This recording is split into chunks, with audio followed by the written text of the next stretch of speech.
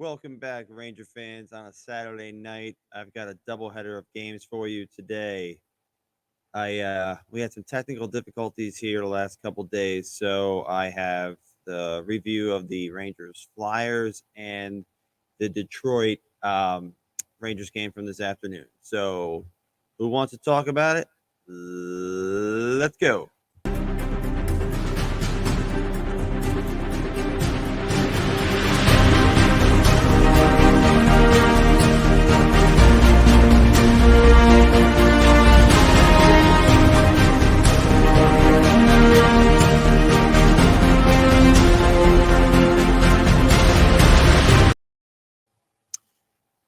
All right, Ranger fans, welcome back to the Man Advantage podcast, brought to you by at Jamie underscore hockey on Twitter.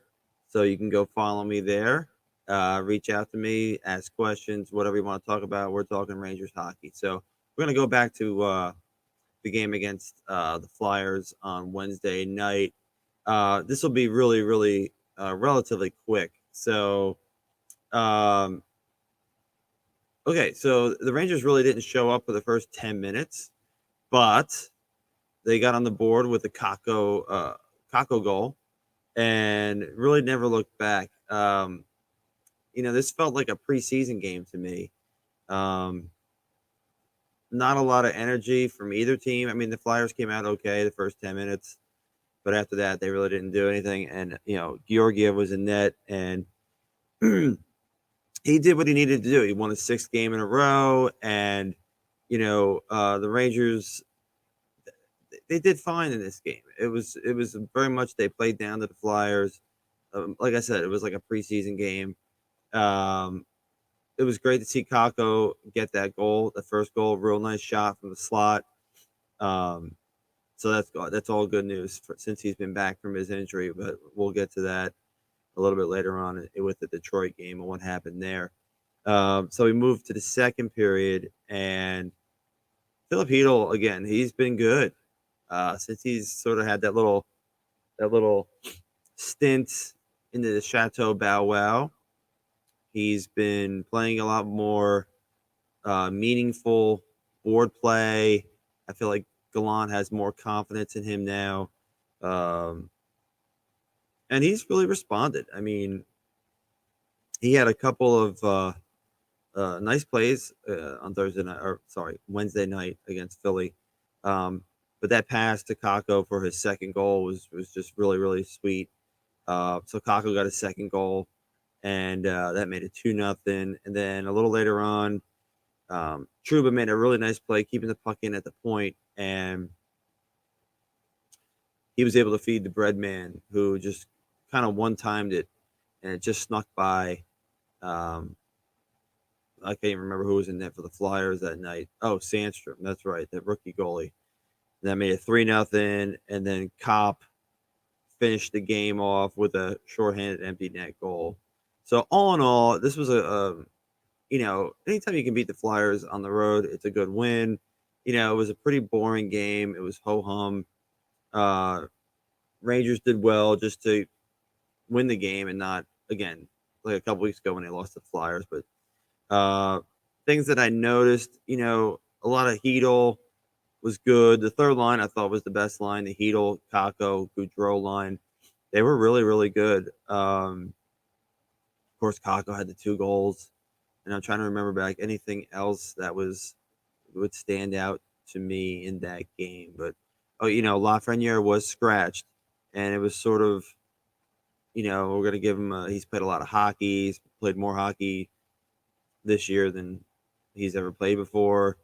Uh, and Gallant looks like a genius now after what happened today. So we'll just quickly say Lafreniere sat, and then I actually had to work today, so I didn't see the Rangers Detroit game. So I knew what happened with the end of the game, and then when I got home, I rewatched it, and I already knew the outcome. So I was able to rewatch the whole game, and before the game, I saw that Lafreniere was skating on the fourth line, and I was like, all right, okay, let's see what he's gonna do. And it looked like uh, uh, his first shift, he came right out and had a nice shot on goal, and he just looked like he had a little bit more pep in his step. So he started out in the fourth line. The Rangers came out. I mean, they played well. I mean, this whole game they dominated. I mean, it was a one sided affair.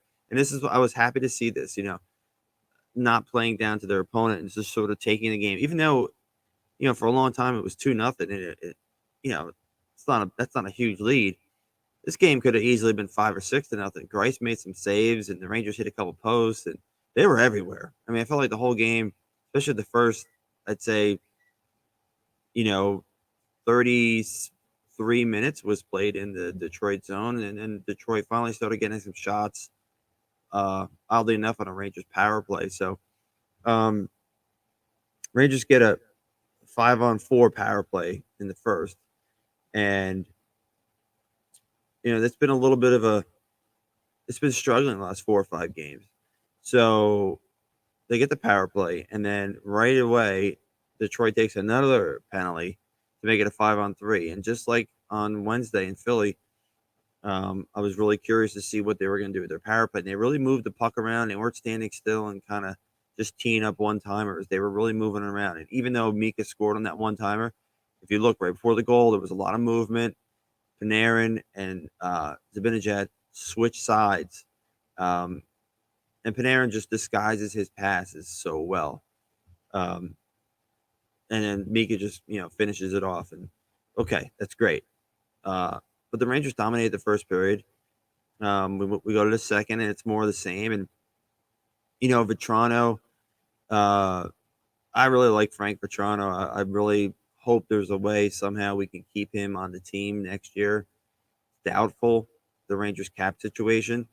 Um, Boy, he's been a good addition. I mean, he's got 7 goals in 16 games, and he actually makes the most important plays, the back check, and he rubs out Lucas Raymond.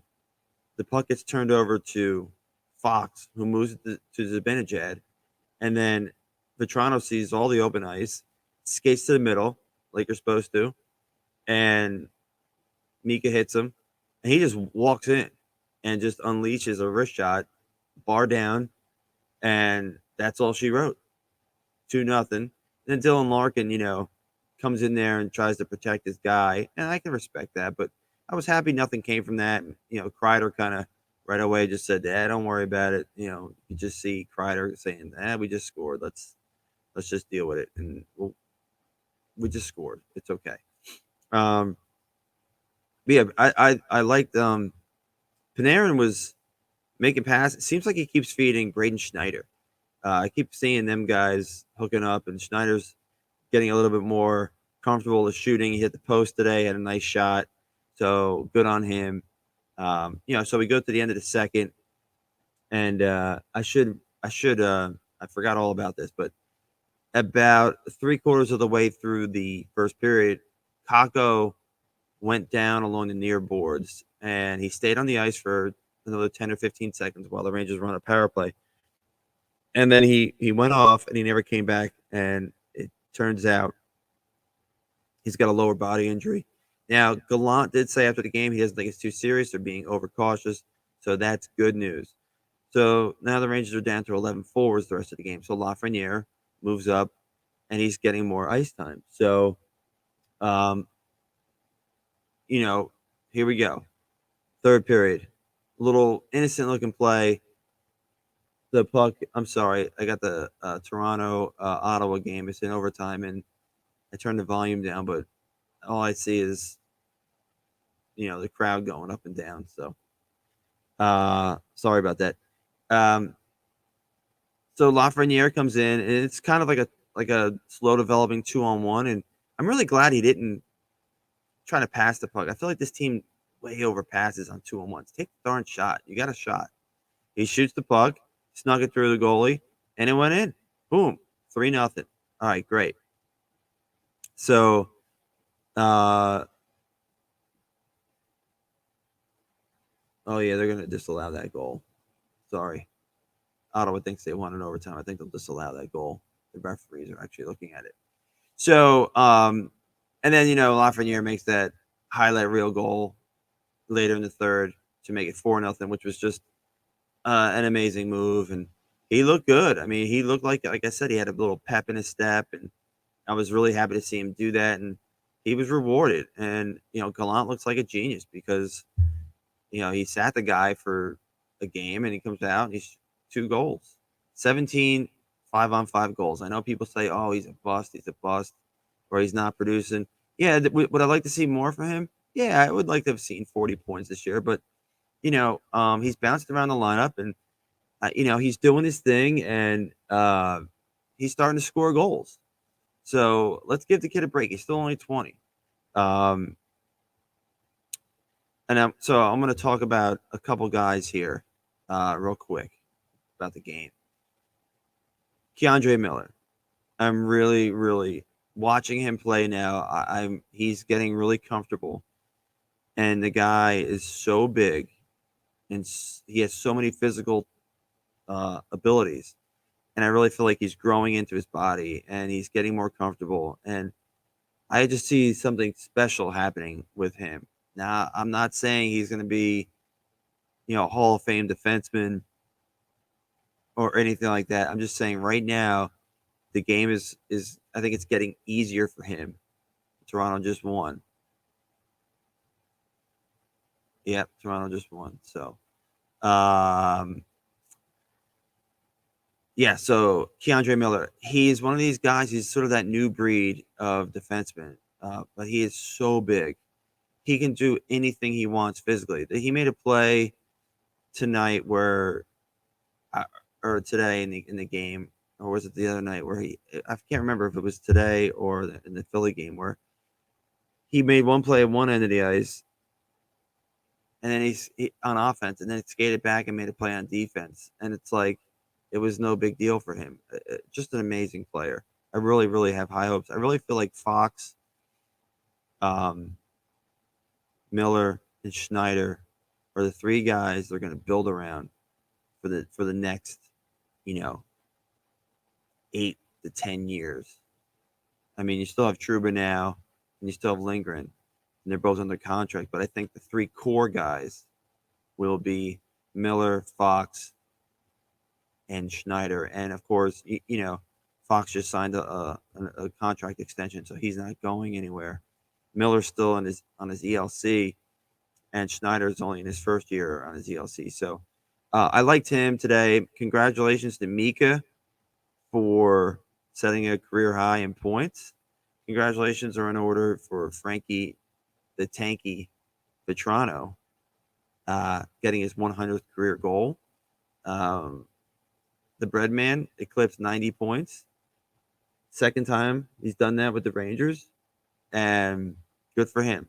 And then the reason why this is coming out a little late was I was actually watching the Flint Firebirds game, and Brennan Hoffman, Rangers first round pick from this past year. It was their last regular season game.